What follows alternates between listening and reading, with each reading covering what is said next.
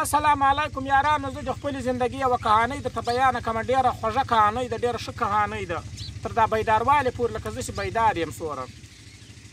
نو قرار یو چا دوستي کړې وه، بس نو یې ما ته ټلیفون راوکړه او یې ابا ته به دې وایست ګیز به له موږ سره په کوزبانې باندې ولاړ سي. بس نو ما ابا ته ګیز دغه وویل چې باندې سره کېناستلو، ما له ابا پلانکي ټلیفون راوکړه، نوم یې نه در ښیم خو بیا غیبت کېږي، غیبت یې الله نه ده خوښ. نو ابا ویلی زویه خو لرې ځای ده، ته ورسره ولاړ شه، ما څه کوې؟ ما ته ویل تکلیف راکوئ. خو یو دا چل داسې ګوره ښه پام به کوې له ځانه سره، خلکو به سم غږېږې، بیدار بیدار به ځان کوې چې خلک پوښتنه به کوي دا څوک ده. ما له انشاءالله ابا کته به نه راباندې ګورې. بس ساتي نو ګهیز ده راته ویلې تیاري وکوه. بس تیاري مو وکوله، سفر لرې و، مازدیګر روان شو له دغه ځایه ته دا چکمنډې مازدیګر ووتلو، ګهیز ته موږ ور ورسېدلو. خو لارې مې دوی ته ډېر وویل دا ملګریو ته مال یاره تاسې دا یې وکئ، یو سموسې لا پکوړې والته ودروي په کلمو کې مې سپي غاپې. دوی ویل خدای به خیر کړي، تر ګهیزه به هېڅ هم نه در باندې کېږي وبه رسېږو. بس دا سفر هم ټول وکړه او په لوږه باندې ځان ورساوو. دوی ویل خورې مړی دی هر شی دی. نو طبیعت مې هم برابر و چې وړې کېناستلو، بس دا خلک په انتظار راته ولاړو لاس په نامه باندې. ما ښه ټایټ کالي اغوستې وو، ښه صدرۍ مې له پاسه توره پرې اغوستې وه. یو دا د سیب وال موبایل هم راسره و، 3 کیمرې سي، یو دا موبایل هم راسره او دا مې په لاس کې نیولی و.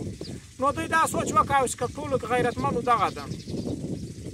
بس پوښتنې یې راسره وکړله، ما ته ویلې دې خواته کېنه، زه جلا کېنولم، ښه کمبله راویړه وه، ښه کالی راویړ و.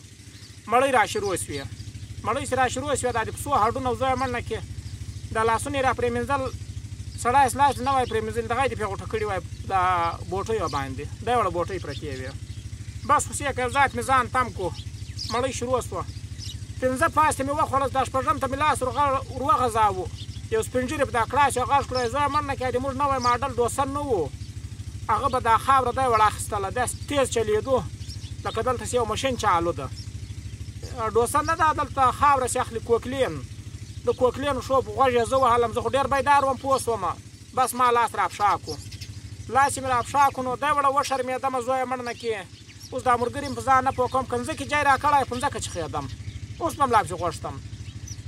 بس کې پښا شومه، مړۍ مې په نیمای کې پرېښووله، وروره کېناستم. وروسته یې دا سیبان شیان سره راوړو، سیبان بس ما به لاس ور وغځاوه، سپین ږیري به پرې غږ کړی، ډوسن بیا یې سټارټ شو، چې هر شي ته به مې لاس ور وړ، دوی بل یې مشین بیا یې سټارټ شو.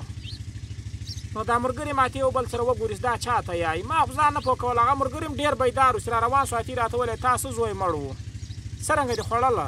ما زه به ځان نه پوهېدم، لوږې اخیستی وم.